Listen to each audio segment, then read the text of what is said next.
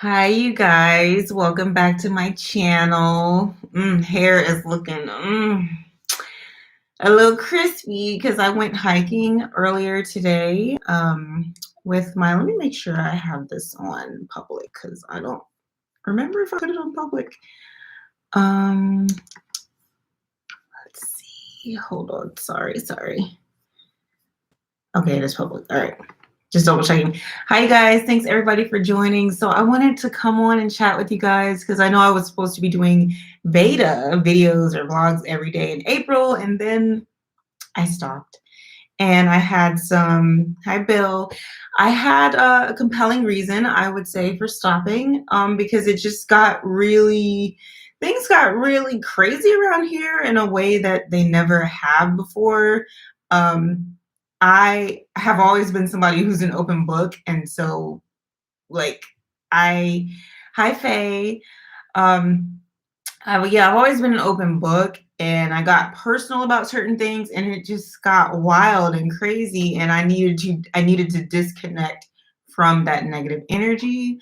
So apologies for those of you who were interested in the beta videos and were wondering where I've been.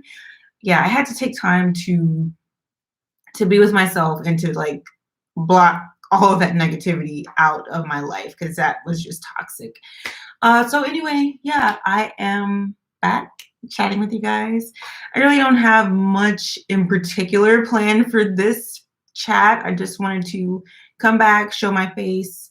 Um, of course, I can talk about my locks and what's going on with them right now.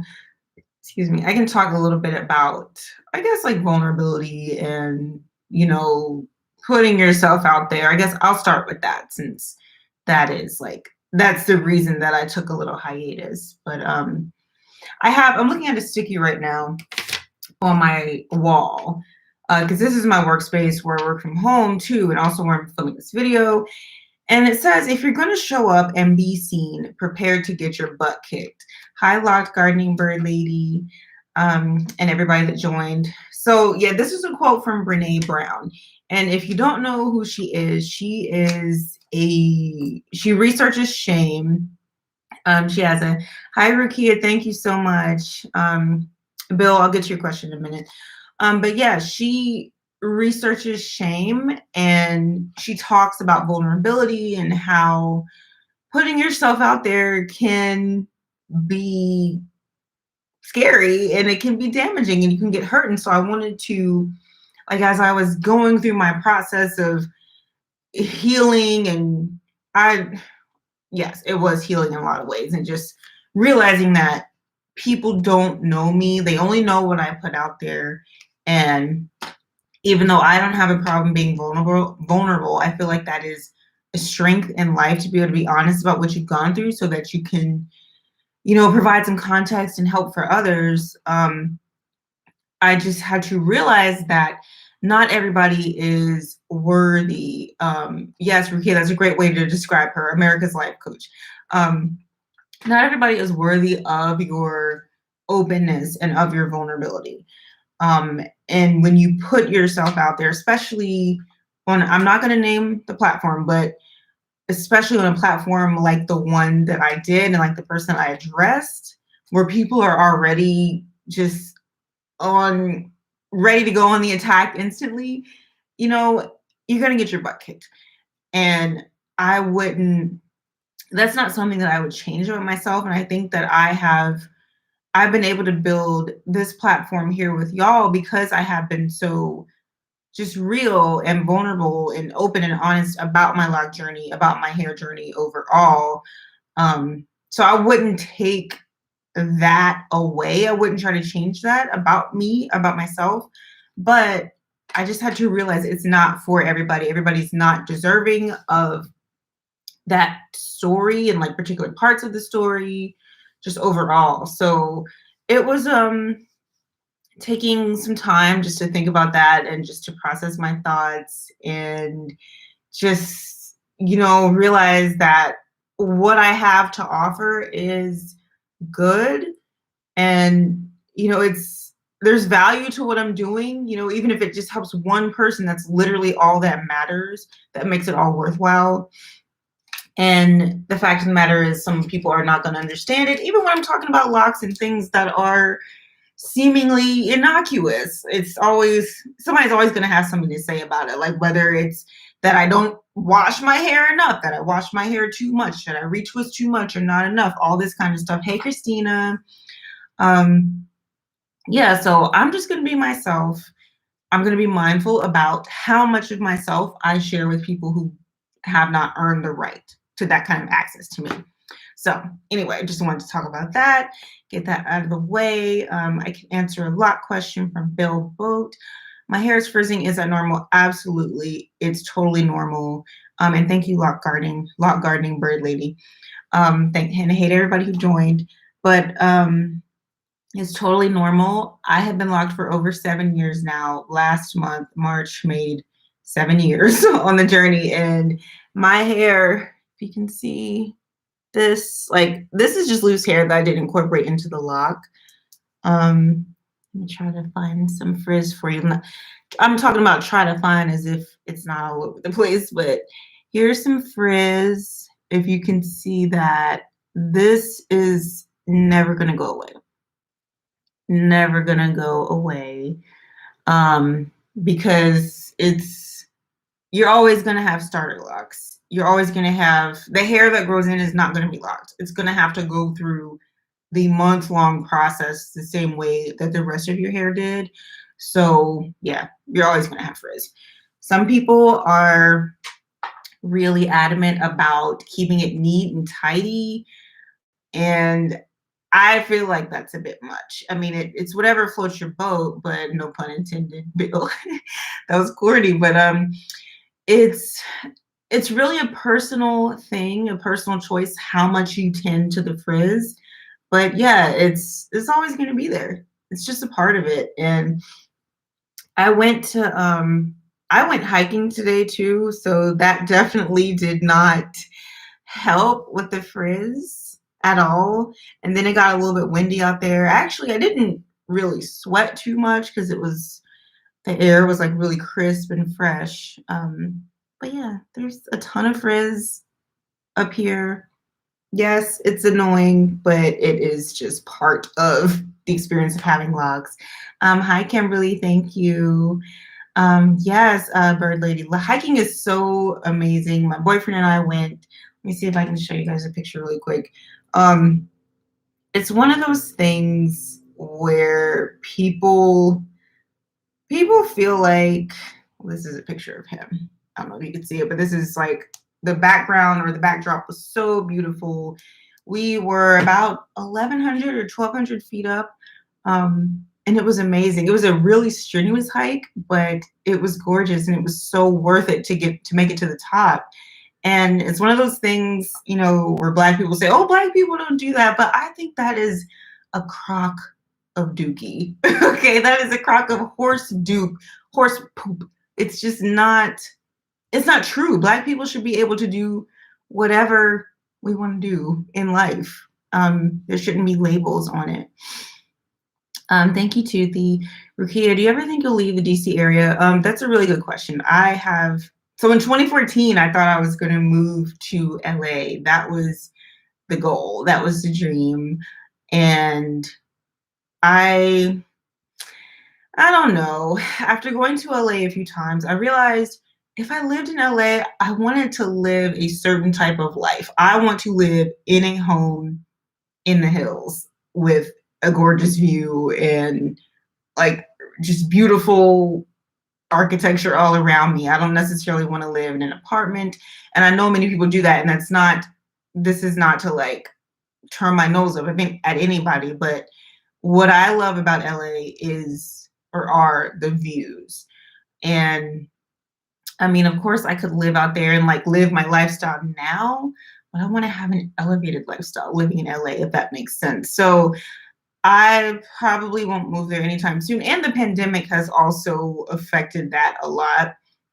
And it's made me realize that I really want to be around the people that I love and care about. And I know some folks who live in LA, but I don't have any family there. And that is extremely important to me because a lot of my family is in Maryland. I have family in Virginia and Maryland. We all like moved here eventually, but moving to DC, even though I'm only 30 minutes away from people, I think that's like the shortest distance that I am from a family member. It feels like a lot. And I just could not imagine being on all the way on the other side of the country where it's 3 hours behind and it when I'm there, it literally feels like I'm somewhere else. Yeah, I might as well be overseas somewhere when I'm in LA. So yeah, I don't think I could do it at this point. Um, Thank you for asking that. Bird lady, I usually don't see people who look like me when I'm hiking, maybe one or two. Yeah, that it's the same for me too. We actually saw four other black folks. I guess it was two couples that we saw as we were going down the mountain. But I strongly suggest that if there's things that you want to do as a black person or as any person, just do them. Um, we shouldn't have to put these restrictions on ourselves. Rukia, I can see the boho nature loving side of you in Nashville. It's interesting you say that because I've thought about Nashville, but I grew up in the South. I grew up in Mississippi, and I always said I will never move back south. People tend to be nice. Yeah, people were mostly nice where I'm from, but as evidenced by the person who was in the White House before this current person, people have a lot of really nasty attitudes. Not just nasty, like downright hateful and evil attitudes. And I I just don't like the thought of living in a place where those kinds of attitudes are prevalent. And yeah, I don't I'm just not with that. So, and also, and this might sound trivial to a lot of people, but you can still smoke in a lot of places in the South. And I'm like, no smoking. I freaking hate cigarette smoke. And I don't want to live where I can go somewhere and there are people smoking inside. That just does not work for me. So I do want to visit Nashville. Because I went to Tennessee a few times. Going to living in Mississippi. I went to this summer college for high school students at Ole Miss, and one of our trips that summer was going to Memphis. Excuse me. So I've been in Tennessee, but just not Nashville. Rukia, I totally understand. I'd love to live in New York, but I'd have to make high six figures to even consider it. I have to be able to enjoy a place the way I want to enjoy it. Exactly. I totally feel that way. New York used to be on my wish list too. But yeah, I don't want to be struggling and carrying groceries up flights of stairs because if I lived in New York, I would want to live in Manhattan and have that complete urban experience. And yeah, I want to have certain luxuries. So, and I had to admit that to myself. Like, I want to be comfortable. Danya Israel, you're an Israelite. Okay. Bird Lady, I'm in Georgia. People started to show their true colors over the last 4 years. Absolutely. Absolutely. I had to remove a lot of people from my friends list because we just weren't going to get with that. Mr. Purple, yo, is happening? When's the new house tour? It's coming. So I bought some, I went to World Market today and got some bath mats. I got one bath mat and I got a wooden mat thing that you when you step out of the shower, you step on that. I got one of those. I got also a rug for my entryway that I'm going to return because it looks very grandma-ish. I'm into boho, but sometimes boho can turn into old granny. So the rug that I got it's not working for me. So I'm going to return that, but I am aiming to do the tour this week, especially since I have some stuff up in my bathroom. And I also have a new rug coming. It's a Moroccan rug that I got from a shop on Etsy. And I ordered it on April 1st. And they messaged me and said, your rug has moth eggs and it's beyond repair. And I'm like, ew, that sounds nasty, first of all. And I was really disappointed because I really wanted this rug. It has a ton of different colors in it. pink is one of the colors that I love to decorate with. Um, and so yeah, it had lots of pinks. It was just super vibrant. And with my sofa, which is like the sofa is called Wasabi. It's a green. It's really going to be really punchy and bright, and I like that in my home. I like a more maximalist feel. Um, so I have to wait. Long story short, I have to wait for the new rug to come, but I'm excited to show you guys that. Hopefully, it's here by Friday, and then once that comes, I will do the tour. So stay tuned for that. Um, Superman kicking ass. Why don't you think about living in Africa? I'm not necessarily opposed to it, but it kind of goes back to what I was saying. I'm not sure if you heard me talking about LA before, but I have a problem being really far away from my family. I mean, I could live in Africa for maybe a year or so, but I'm just extremely family oriented, and being that far away from loved ones is difficult for me. Hi, Diane. Thank you. Love to you too. Kia, World Market always makes me want to spend all my money. Yes, World Market has some amazing stuff. And I actually went to a different one in the DC region, and I'm going to start going there because they had everything. Tooth, I used to live in Seattle, but moved back south.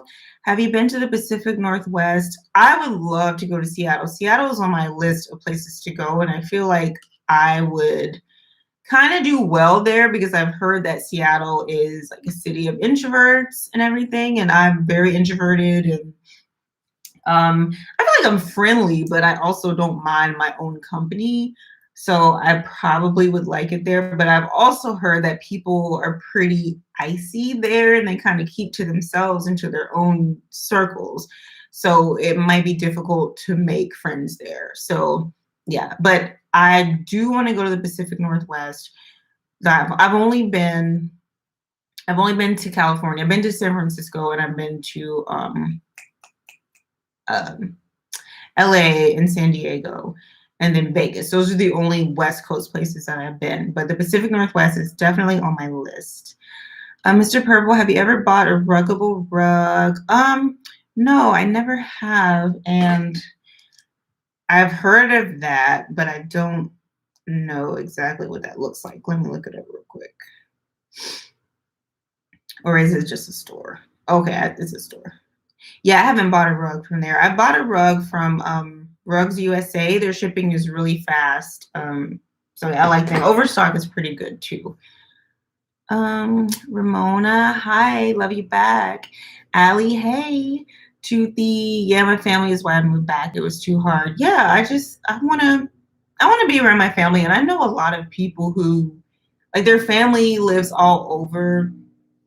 And I'll say like my when I graduated from high school, I went to Howard. So I moved from Mississippi to DC. And then my dad and my younger siblings moved to Japan because my dad was in the Air Force at the time. And so they got stationed over there. So they were in Japan. And then one of my sisters moved back, and then she was in North Carolina. So for the longest time, we were all over the place. Um, and when I was growing up in Mississippi in high school, my mom moved up here to the DMV. And so I would see her like on holidays in summer. So I spent years being away from family. And I think that's why I'm like, I don't want to experience that. And now I think we all live a fairly comfortable distance away from each other where we're still close enough to see each other, but we're not next door. Yeah, but I like how it is now. My mom does live in the Virgin Islands, and I am overdue for a trip to see her. So, but it's still technology helps, being able to FaceTime and chat all the time. It really does help, but I like the proximity to people. Bill, I would suggest Chicago, but nah, it's too hot now after the shooting. Yeah, Chicago is on my list of places to visit. I have not been there. I've been to Illinois, but not Chicago. Um, Mr. Purple, have you been in Japan? I have been to Japan. I've been to Okinawa. That's where my dad and stepmom and my siblings lived for like 10 years. I That's the only place I've been to Tokyo, but not really. And then like we stayed in Osaka, Japan too. Not to fall this year. Um, but yeah, Japan is a really awesome place. People are so friendly. Everybody was trying to practice their English. Um, and this might sound weird, but when I was in Japan, I didn't, or at least in Okinawa, I didn't necessarily feel black. I felt like I was just a person and people were just minding their business and nobody bothered me. And I'm not saying that's everybody's experience, but that was how it felt. I felt like I was just there living and it was fine. And honestly, I would rather have that versus having people look at me and automatically place me in the category of other. Um, and I know there are a lot of there were some colorist issues in Japan and in Asia in general, so I'm not going to act like, oh yeah, Asia is some utopia and everybody's happy and free. Every culture has their issues, and so much of it all stems from white supremacy. So I'm not going to act as if yeah, it's utopia. It's not. Um, Diana loves food. I lived in Korea for 6 months. That's awesome. Yeah, I do appreciate Asian cultures in general. I think what I like about Asian cultures is the respect and that they do tend to respect elders a lot. Um, and they just have a different way of looking at the world versus Western cultures. And I can appreciate that. Again, every culture has its, ups and downs. So I'm not idolizing anybody. Mr. Purple, oh, you cultured. Man, there's a lot more traveling that I want to do. Um, and the pandemic slowed that down, but hopefully I can get back to that. Oh, I didn't tell you guys too. I got my first shot. I got, what did I get? I got the Moderna vaccine. I got that on Thursday. And at first I was like, ew, I'm not getting this. And it was literally on a whim where I just said, F it, screw it, I'm gonna get it, and whatever happens, I'll deal with it. And I'm happy to say that nothing happened with this first shot. I know the second shot is when people tend to feel a lot of the symptoms, but it felt really good to just get it and be like halfway through this process. Excuse me. It does. The shot did hurt my arm. My arm was really stiff and it really started overnight. But now it feels good. I can move it. Everything is great. But man, the shot is crazy. Hey, Christina. Excuse me. Superman, ask your parent, can they come to Africa? Um, I mean, my mom, I could potentially ask. Um, my dad, my dad and stepmom, they wouldn't come. Diana loves food, agreed. Mystical Harmonizer, hi. Rukia, you and your boo would love the hiking in the Pacific Northwest, is bar none. I believe it. I definitely believe it. I've seen pictures where it's really lush and beautiful and like dreamy and kind of like a storybook. So I think we would like that. And one of his friends got a job out there and is going to be moving at some point to Portland. So yeah, we might be going to Portland soon, which would be awesome. What time is it? Oh, it's 9:06. So I said I was going to go to 9, but yeah, I think that's pretty much it for this video, guys. Just chatting with y'all. Thank you for coming and indulging me and engaging with me. I will be back on the Veda videos. I don't know if I'm going to do it every day, but I will be back nonetheless talking to you guys. So thank y'all for watching. Have a good night. I will see y'all next time. Bye.